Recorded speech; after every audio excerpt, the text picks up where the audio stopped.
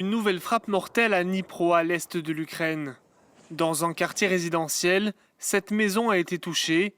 Il y a au moins une victime. Un témoin raconte la scène d'horreur. Je me suis approché, je l'ai appelée et elle était encore en vie, elle gémissait. Puis elle a commencé à se redresser, alors nous l'avons déplacée ici. Elle avait déjà perdu connaissance, il y avait du sang partout. Quand l'ambulance est arrivée, elle était déjà morte. Des frappes et en parallèle des discussions qui se poursuivent pour tenter de mettre fin à cette guerre. Donald Trump a échangé avec Vladimir Poutine par téléphone ce mercredi.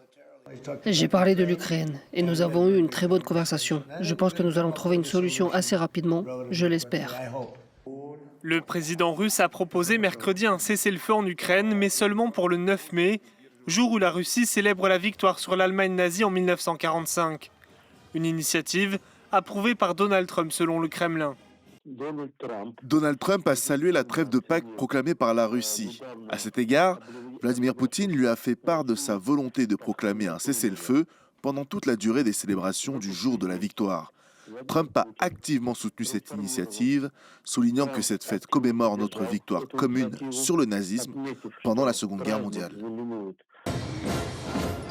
Le 9 mai, la Russie organise d'ordinaire une grande parade militaire, mais cette année elle sera exceptionnellement réduite, sans chars ni armement pour minimiser le danger.